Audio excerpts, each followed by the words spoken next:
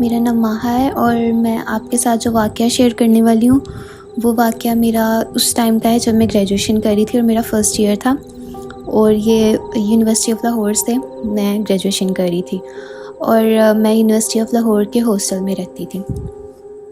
तो वाक़या कुछ यूँ है कि जब मैं हॉस्टल में नई शिफ्ट हुई, तो सब कुछ ठीक था। मेरी इतनी ज़्यादा दोस्तियाँ तो नहीं हुई, लेकिन हाँ, मेरी एक दोस्त थी जो ऑलरेडी मेरी दोस्त थी, मेरे सिटी से ही थी वो, इस वजह से, और वो स्कूल में भी मेरे साथ ही हुआ करती थी। तो ये उस दिन की बात है जब सब लड़कियां जो थीं वो घर गई हुई थीं पेपर्स के बाद, जो ऑलमोस्ट सब यूनिवर्सिटीज़ में ही छुट्टियाँ होती हैं कुछ दिनों की, ये वो वाली छुट्टियाँ थीं। और कभी कभार ऐसा होता है कि कुछ डिपार्टमेंट्स के पेपर जल्दी ख़त्म हो जाते हैं और कुछ के देर से होते हैं। तो मेरे डिपार्टमेंट के पेपर अभी ख़त्म नहीं हुए थे, तो मैं अभी वहीं पर थी।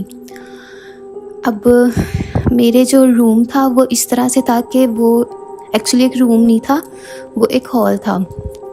हॉल ऐसा होता था कि उसमें डबल बेड्स होते थे, नीचे भी लड़कियां होती थी और हर बेड के ऊपर एक और बेड होता था जिस पे लड़कियां रहती थी। तो ऑलमोस्ट 15 to 16 लड़कियां मेरे हॉल में रहती थी। लेकिन उस टाइम क्योंकि छुट्टियां थी तो सब अपने घर गई हुई थी, सिर्फ एक ही लड़की मेरे साथ वहाँ पे थी। ये उस दिन की बात है। तो हुआ ये कि शाम के टाइम था और मैं मेस करके वापस आ रही थी।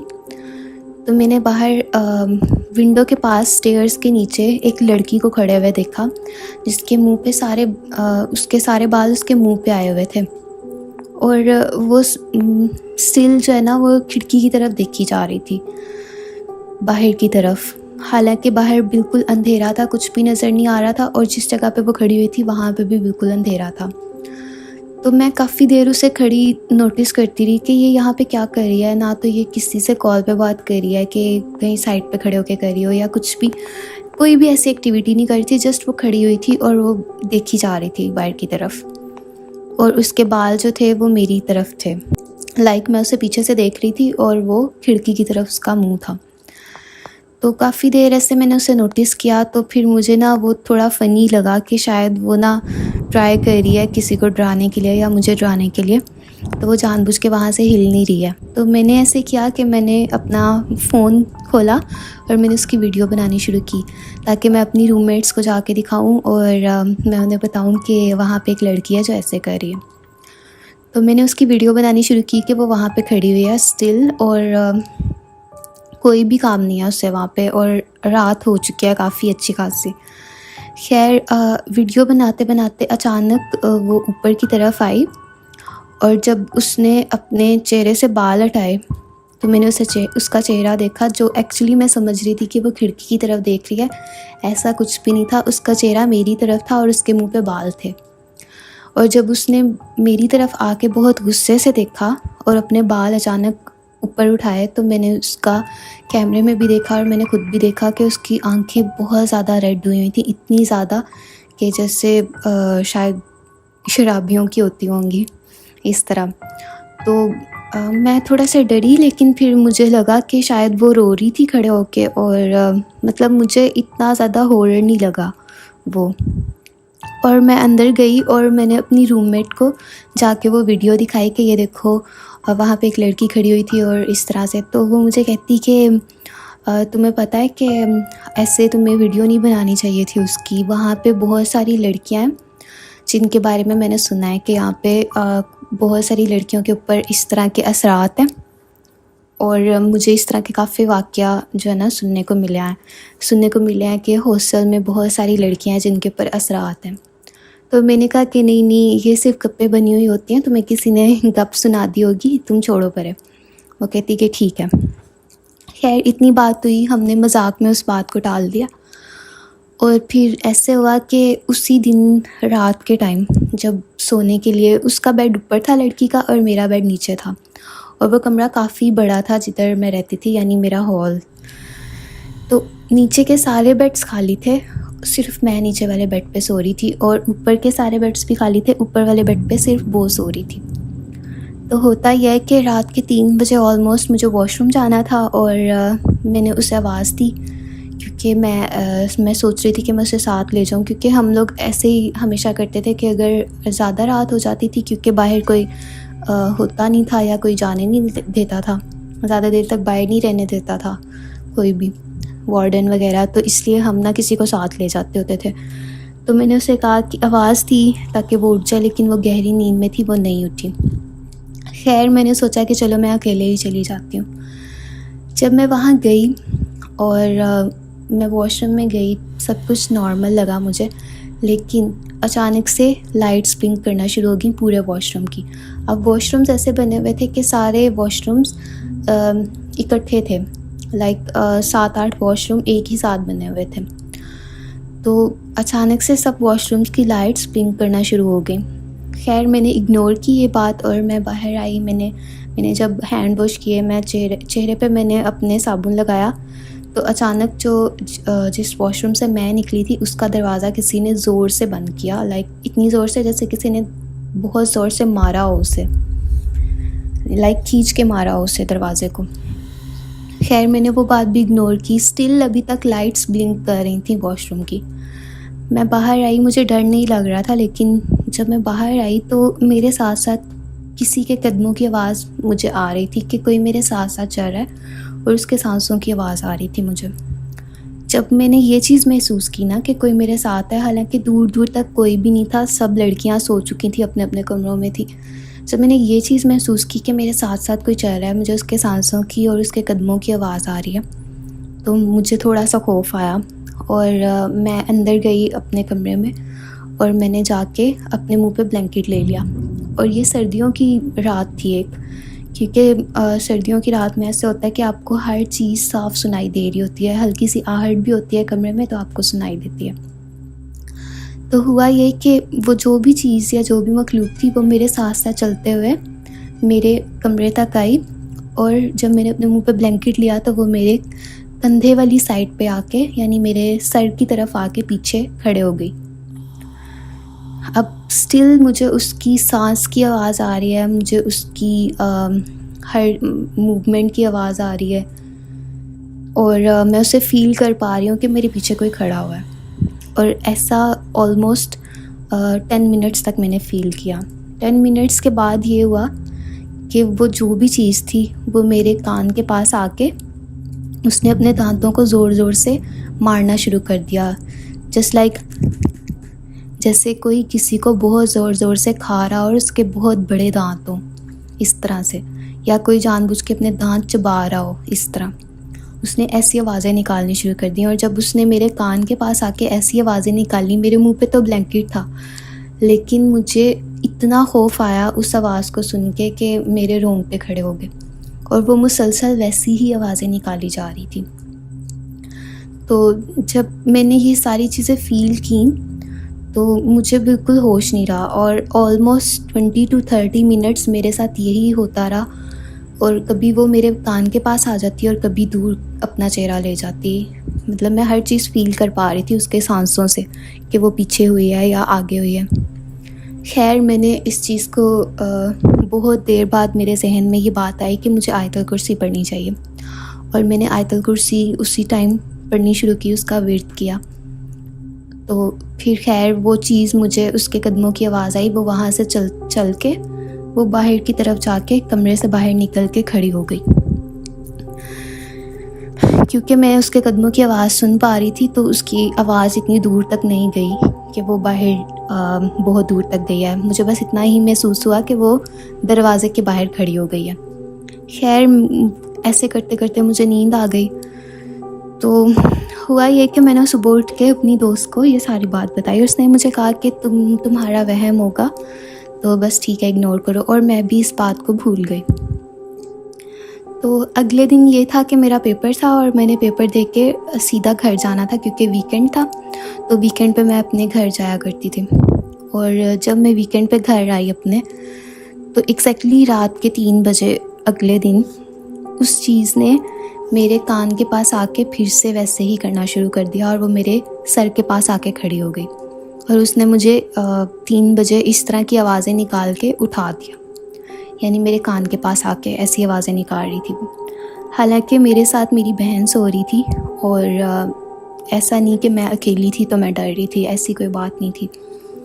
जब मुझे बहुत ज़्यादा परेशानी हुई और मुझे इरिटेशन हो गई और मुझसे सोया नहीं जा रहा था, तो मैंने लाइट ऑन की और मैं उठ के बैठ गई। मैं परेशान थी कि मैं क्या करूं।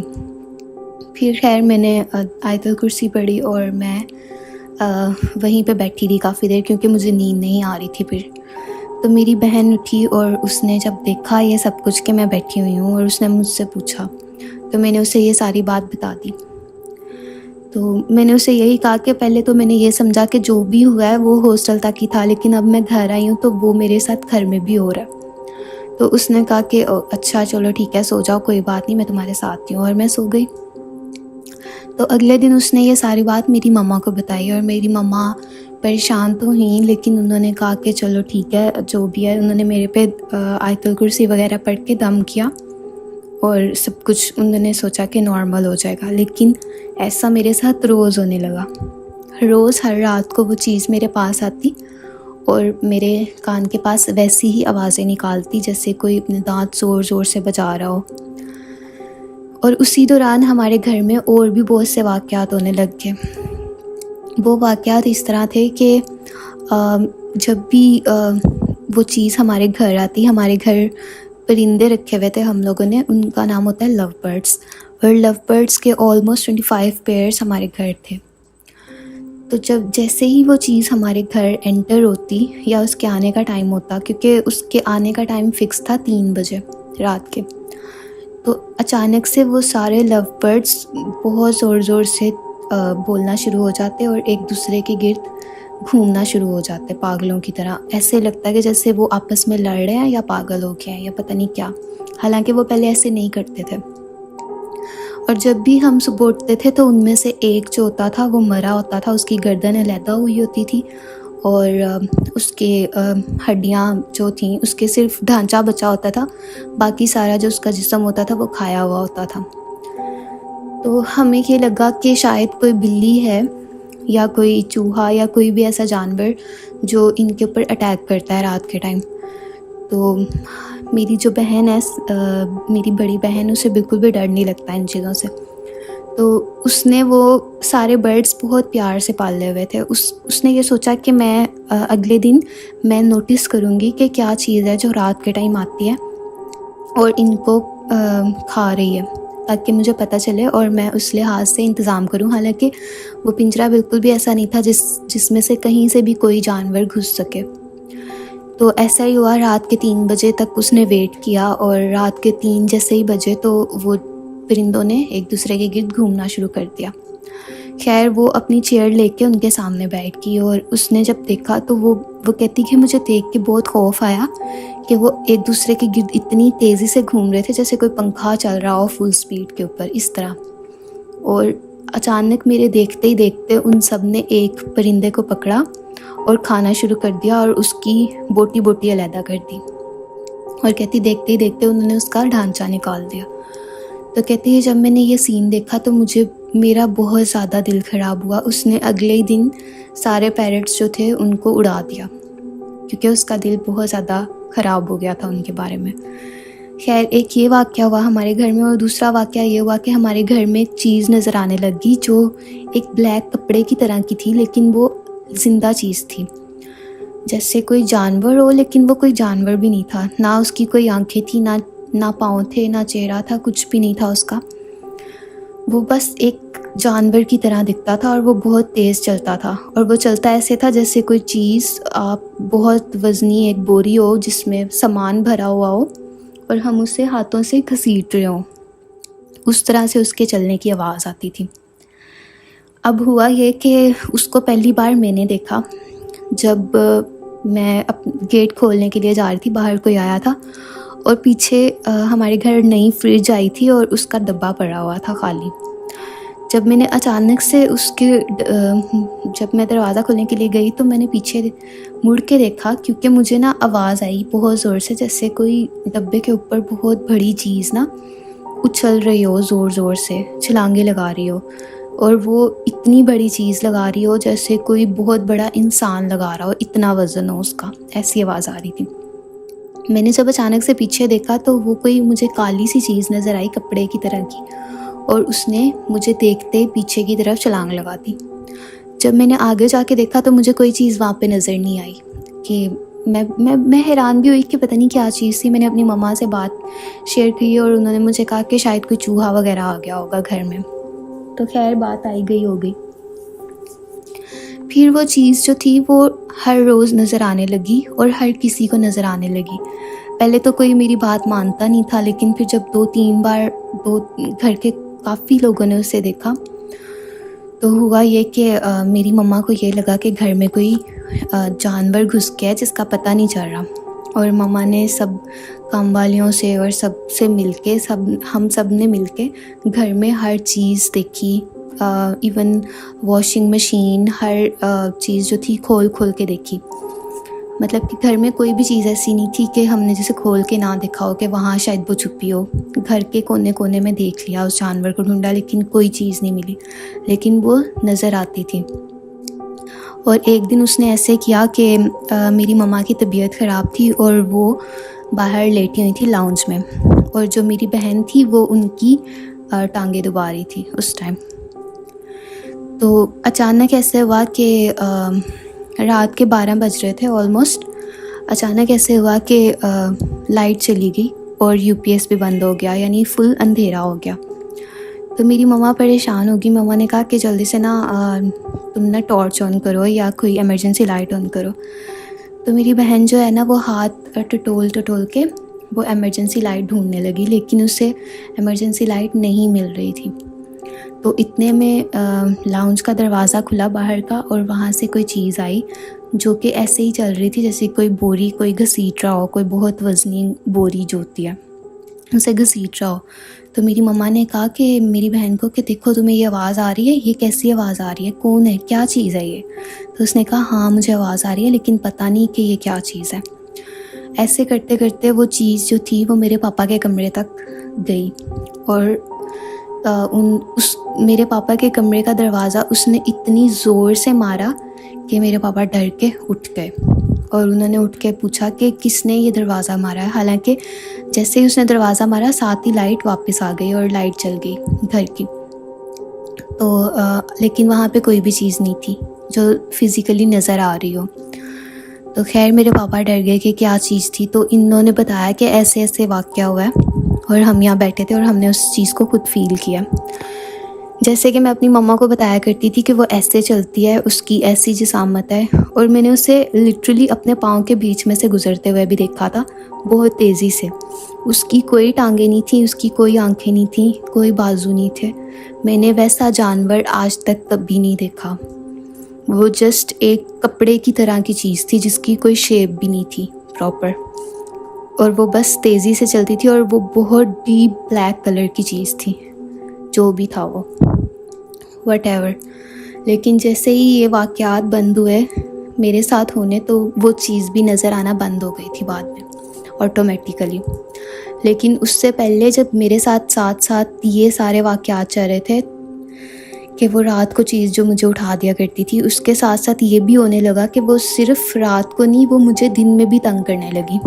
और दिन में वो सबके होते हुए भी मुझे तंग करती थी कि इवन मैं अगर घर वालों के साथ सबके साथ बैठी हुई हूँ तो वो मेरे पीछे आके खड़ी हो जाती थी, उसके सांस की आवाज़ मुझे आती थी, और वो वैसे ही दांतों की आवाज़ मेरे पीछे आके निकालती थी। और मैं अपनी मम्मा से कहती थी कि कोई मेरे पीछे खड़ा हुआ है और मुझे डरा रहा है, तो आप मेरे लिए ना आयतल कुर्सी पढ़ें।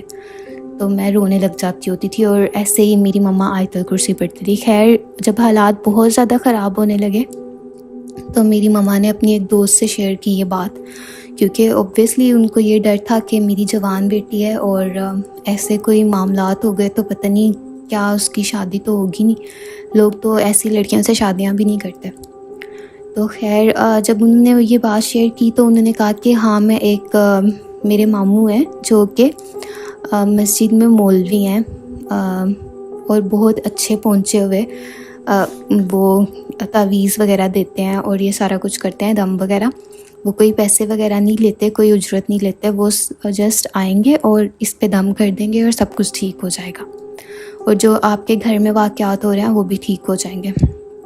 तो खैर वो अंकल आए और उन्होंने मुझे चेक किया, मतलब मेरे पास बैठे, उन्होंने मुझे सिर्फ़ ये कहा कि आप मेरी आँखों में देखो। और जब मैंने उनकी आँखों में देखा, उसके बाद उन्होंने मेरे हाथ पे, मेरी बाजू पे कोई मेजरमेंट की और उससे बॉल पॉइंट से निशान लगा दिया। बॉल पॉइंट से निशान लगाने के कुछ देर के बाद उन्होंने जब दोबारा से उसको मेजर किया तो वो अपनी जगह से बहुत ज़्यादा बड़ा हो चुका था। वो निशान जो बॉल पॉइंट से लगा था वो बहुत ज़्यादा बड़ा हो चुका था।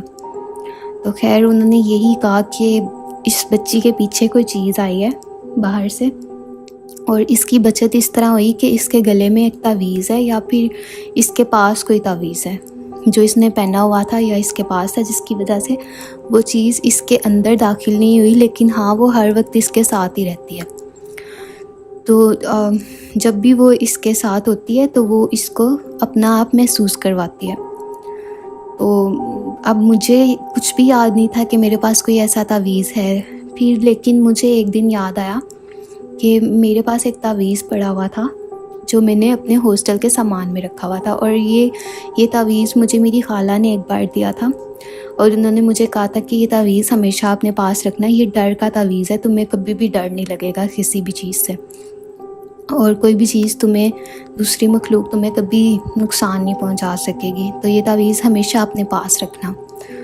वो तावीज़ मेरे पास था और उन्होंने बस ये कहा था कि वो तुमने या तो अपने सामान में रखना है या फिर अपने गले में पहनना है। तो पहले तो मैं उसे गले में पहना करती थी जिस टाइम वो चीज़ मेरे साथ अटैच हुई और सारा कुछ हुआ, लेकिन बाद में वो मैंने उतार दिया था तावीज़, क्योंकि मैंने ये सोचा कि जितना मैं डरती हूँ अगर इसका कोई भी इफ़ेक्ट होता तो मैं उस चीज़ से बच जाती या मुझे डर ना लगता। तो मैंने ये सोच के उस तावीज़ को उतार दिया था, लेकिन वो था मेरे पास ही। खैर वो कहते कि उस तावीज़ की वजह से ये बच गई थी, तो इसलिए वो चीज़ इसके पास नहीं आ सकी। खैर उन्होंने मुझ पे दम वगैरह किया और सारा कुछ ठीक हो गया। जो भी मेरे घर में हालात हो रहे थे, जो भी वाक़यात पेश आ रहे थे, सारे वाक़यात बिल्कुल सही हो गए और उसके बाद कोई ऐसा वाक़या पेश नहीं आया।